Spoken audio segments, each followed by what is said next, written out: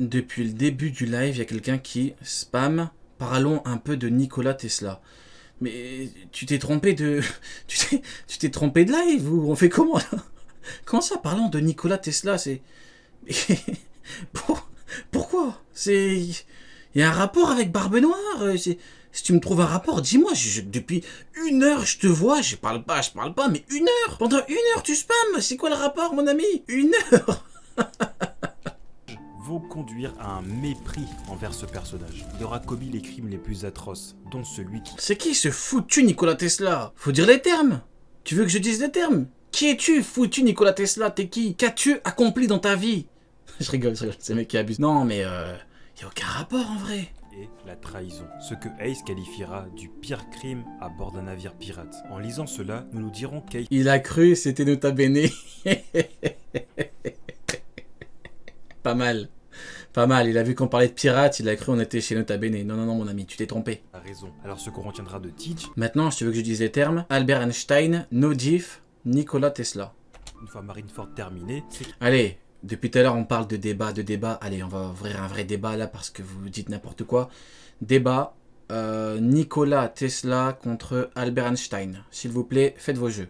qu'il est un traître qui attaque dans le dos et un lâche qui a dû appeler son équipage pour vaincre un Barbe Blanche déjà blessé. C'est vrai, foutu lâche Barbe Noire. À la fin, il a dit hey, les gars, et tout le monde qui l'a attaqué, c'était horrible. L'une des scènes que je supporte le moins, franchement, je supporte. Il y a des scènes que je supporte pas, c'est Squardo, Barbe Blanche, c'est horrible. Quand je la vois ou quand je la lis, j'ai des frissons. Je déteste cette scène, c'est dégueulasse. Aokiji, Jose, dégueulasse. Les menottes, dégueulasse. Et Barbe Noire, c'est le top, hein, c'est écœurant. Ah non, Barbe Noire avec son équipage là.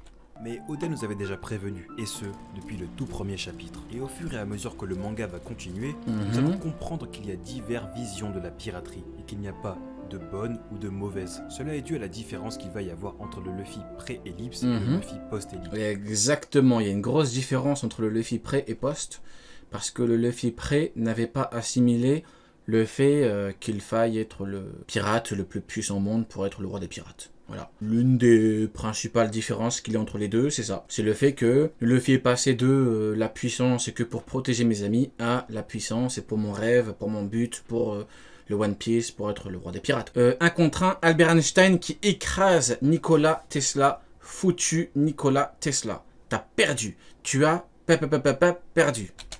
Pré-ellipse, Luffy parcourait Grand Line et réagissait aux ennemis qui Osons le dire, hein. Nicolas Cage fume Nikola Tesla. Osons le dire. s'en prenaient à lui. En fait, c'est des trucs, c'est comme 1 + 1 = 2. Vous voyez, c'est l'eau, ça mouille, Nicolas Cage fume Nikola Tesla. Ou à ce qu'il considérait comme ses Nakama. Post-ellipse, c'est lui qui attaque. C'est lui qui prend le territoire des hommes poissons à Évidemment, bah oui, attendez. Big Mom, déclarant ainsi une guerre. C'est lui qui va... Ghost Rider. Nicolas Cage, il a fait Ghost Rider. Nikola Tesla, il a fait quoi dans sa vie? Qu'est-ce qu'il a fait qui peut se rapprocher de Ghost Rider? Rien. Faut dire la vérité, hein. Former une alliance pour faire tomber Kaido. C'est lui qui va se rendre à Dressrosa et faire chuter Doflamingo. Et maintenant, c'est lui qui s'est rendu à Wano Kuni pour aller faire chuter Kaido. Ainsi, One Piece n'est plus qu'un simple voyage semé d'embûches. Exactement. Le manga rentre dans une saga où tout le monde veut s'asseoir sur le trône. Exactement. Par ce changement de On contexte, n'est plus juste dans de l'aventure. On est, en fait, c'est depuis Punk Hazard, hein. Depuis Punk Hazard, on n'est plus vraiment dans de l'aventure. On est vraiment dans le faux... En fait, ça s'est enchaîné, hein, parce qu'après, on a eu Dressrosa par rapport à ce qu'on a eu avant avec Kinemon, et puis après, t'as eu Whole Cake pour Sanji. Ouais, après, on est vraiment... Ouais, on n'est plus dans l'aventure. Enfin, Zou, avant, t'es plus vraiment dans de l'aventure, hein. Mais ouais, hein, l'aventure, ça reprend maintenant. Ça fait 10 ans qu'on n'est plus dans de l'aventure, hein. Faut le comprendre, hein. 10 ans, hein. Je crois, 10 ans, hein. Ça fait 10 ans, ouais. 10 ans qu'on n'est plus dans de l'aventure, hein. 10 ans qu'on n'est que dans le... faut battre lui. Bon, ça a toujours été faut battre lui, mais avant le faut battre lui, il y avait l'aspect un petit peu en voyage et tout. Là, c'est fini, là. Là, depuis 10 ans, maintenant on reprend. Voilà, doucement.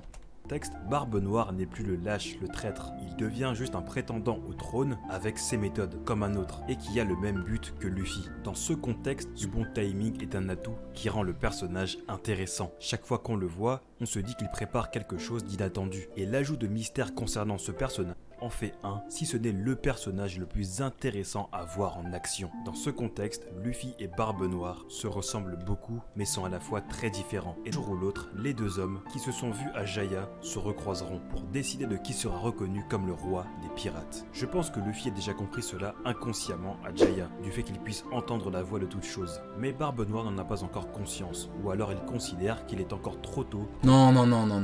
Monsieur Yudu, Lodi Foda. Non. Là, non, il y a des trucs qu'on faut pas rigoler, mon ami. Non, mon ami, là. Attention, t'es à 2 doigts de te faire ban. Hein. Ah, non, il y a des trucs... Non, attends, quand même. Non, il y a des... il y a des limites. Il y a des limites, mon ami. On peut pas dire ce qu'on veut. Bon, je sais, je dis souvent on est sur le Jackson et tout, mais quand même, mon ami, ça va un peu loin, là.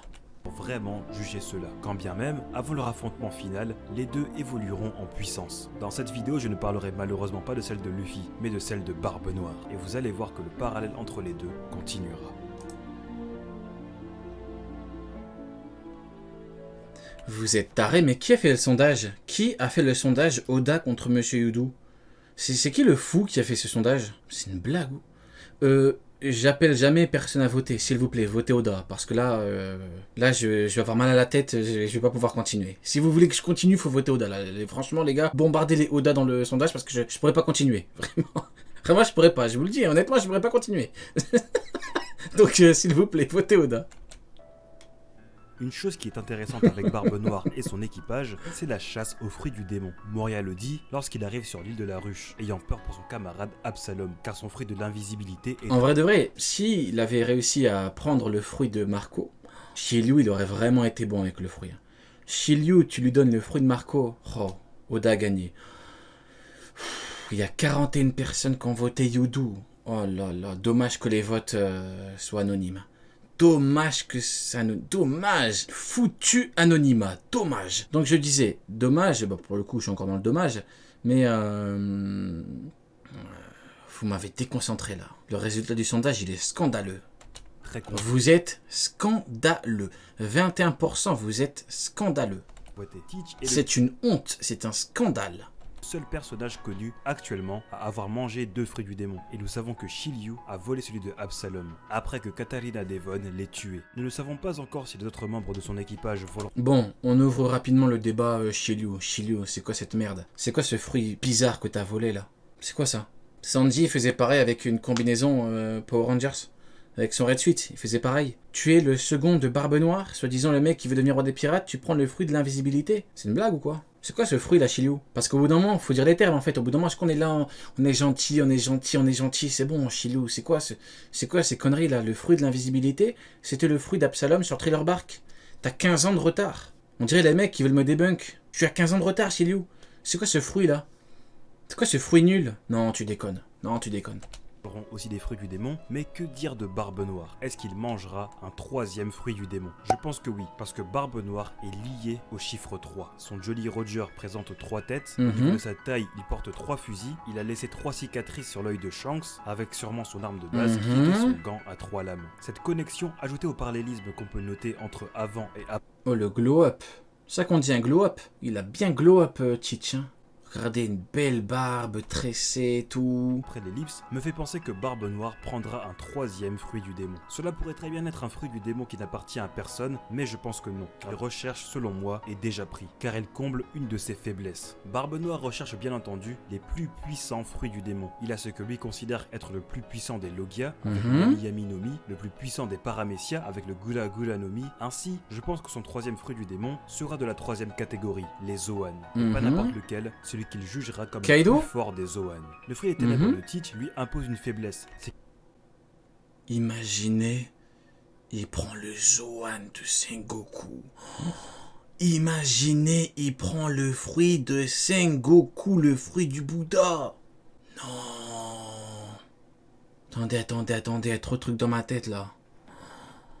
C'est qu'il n'a pas un corps intangible de Logia, car il absorbe tout. De ce fait, oh là là, tous les coups envoyés, j'ai peur. Il les subit. Et ça, c'est une faiblesse. Car s'il recevait un coup très puissant, sans que l'adversaire il va nous dire quoi, là? lui laisse le temps de s'en remettre, il sera en mauvaise il va nous dire Kaido. posture. C'est pourquoi j'ai toujours pensé qu'il prendrait le fruit de Marco le Félin. J'ai eu peur, je pensais qu'il allait dire Sengoku, j'allais dire oh là là là là là là, incroyable, dommage. Mais finalement, ce n'est pas ce qu'il s'est produit. Dommage. Car je pense que s'il le voulait vraiment, il aurait pu le prendre durant la guerre de la vengeance, entre l'équipage de Barbe Blanche et l'équipage de Barbe Noire. L'hypothèse la plus répandue aujourd'hui est que Barbe Noire irait chercher le fruit de Kaido comme un parallèle avec la fin de la guerre de Marineford. Mais je pense qu'après l'arc Wano, le fruit de Kaido sera exploité à son maximum. Oh là là, oh là là, oh là là là là là là. Et que Barbe Noire qui obtiendrait ce fruit... Attendez, il a dit Marco non? Kaido non? Serait une répétition, contrairement à celui de Barbe Blanche, dont la différence fondamentale est qu'il passe de la main d'un homme bienveillant à celui d'un homme malveillant, donnant un potentiel de destruction. Et parmi les Zoan mythiques, il n'en reste pas beaucoup. C'est à Catalina Devon, elle est membre de son équipage. C'est pourquoi je pense que... mythique, le Hito.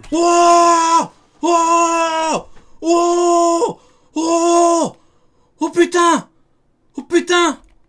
Il l'a dit! Les Zoan mythiques, il n'en reste pas beaucoup. L'un est à Catalina Devon et elle est membre de son Sengoku! C'est pourquoi je pense que le prochain Sengoku! Barbe Noire aura est le Zoan mythique, le Hito. Le fruit de Sengoku! Le fruit du Bouddha de Sengoku! Sengoku! Modèle Daibutsu de l'ancien modèle Daibutsu général en chef de la marine, Sengoku. Pour moi, ce fruit du démon est d'un niveau similaire à celui du dragon de Kaido. Les Daibutsu sont des statues faites de matériaux durs. Il en existe encore aujourd'hui, comme celle de Asuka Daibutsu qui date de l'an 609. C'est quoi ce bordel? Attendez. Bordel, je crois que j'ai cassé ma chaise. Misère de misère, j'ai cassé ma chaise à cause de Sengoku. Non voilà, tu vois Sengoku, t'as enfin un palmarès. T'as réussi à me faire casser ma chaise. Bordel. Misère de misère. De ce fait, je pense que ce fruit du démon apportera à Teach la grande résistance. Purée, elle roule plus à cause de lui là. Foutu Sengoku. Qui palliera à son fruit du ténèbre qui l'empêche d'avoir un corps intangible. Il sera possible de le toucher, mais en mode Bouddha, il sera dur de lui faire des dégâts. De plus, je pense que Sengoku n'aura jamais de moment pour montrer son fruit à son potentiel maximal. Il va prendre le fruit de Sengoku. C'est une dinguerie monumentale. Hormis s'il y avait un flashback sur lui. C'est pourquoi je pense que ce fruit du démon sera exploité par Teach. Barbe Noire a décidé de passer à l'action suite au scoop paru dans le journal de Morgans. Les marines, n'ayant plus les grands corsaires qui jouaient un grand rôle dans l'équilibre des puissances, pourraient faire appel aux anciens vétérans pour gérer la transition. Il va prendre le fruit de Sengoku, je pète un câble. Il va prendre le fruit de Sengoku, vous vous rendez compte ou pas? Bon, je dis ça comme si c'était c'était sûr, mais on est toujours dans de la théorie, bien évidemment. Dinguerie, hein? Mettre en place la nouvelle invention de ce moment-là que Barbe Noire attaquera et croisera la route de Sengoku. Celui-ci aura été alerté par Aokiji, qui selon moi est un infiltré dans l'équipage de Barbe Noire. Ainsi, le combat qui avait commencé à Marineford reprendra. Et Barbe Noire, il va faire un combat contre Sengoku? Se soldera par la mort et le vol de fruits du démon de Sengoku. Teach aura enfin atteint selon lui le pouvoir ultime. Oh là là, si ça arrive, je vais péter un câble. Sengoku aura enfin réussi à accomplir quelque chose. Il aura enfin réussi à faire quelque chose dans sa foutue vie. Son fruit aura permis à Barbe Noire d'avoir un troisième fruit. Il aura permis à Barbe Noire d'avoir un meilleur niveau. Enfin. J'espère que ça va arriver, parce que ça va être incroyable. Il aura enfin une ligne sur son palmarès. Le plus puissant des Logia, des Paramecia et des Zoan. Et ensuite, que se passera-t-il? Depuis le début de cette vidéo, je vous parle du parallèle entre Luffy et Teach. Ces deux-là ont un destin lié. Teach, qui aura pris le fruit du Bouddha, ne représentera pas cette déité, souillant ainsi ce qu'est le Bouddha. Qui sera là pour arrêter cela? Luffy. Et cela me rappelle le chapitre 980. Ah, donc il va pas le prendre. Ah, Luffy va empêcher... Luffy va sauver Sengoku. Dans lequel Hyogoro le Fleuri dit que sous son apparence en Gear Force, Luffy ressemble à un Myo. Et le Myo, dans la mythologie japonaise, est un gardien de la déité. C'est le gardien qui protège le bouddhisme. Je pense que le Gear 5 de Luffy sera inspiré d'un Myo. Ainsi, le combat sera l'opposition finale entre deux personnages très similaires, mais à la fois très différents. Et le destin du monde de One Piece sera entre leurs mains. Ok. Ouais, bah écoutez, j'aime bien. Hein. J'aime vraiment bien. C'est vraiment très bien. Ouh, si ça arrive, vous allez m'entendre. Vous allez m'entendre de fou malade. Bah écoutez, ouais, pas mal du tout. J'aime bien. Comme d'habitude, on donne de la force. Petit like, petit commentaire, petit abonnement. Voilà. Hop.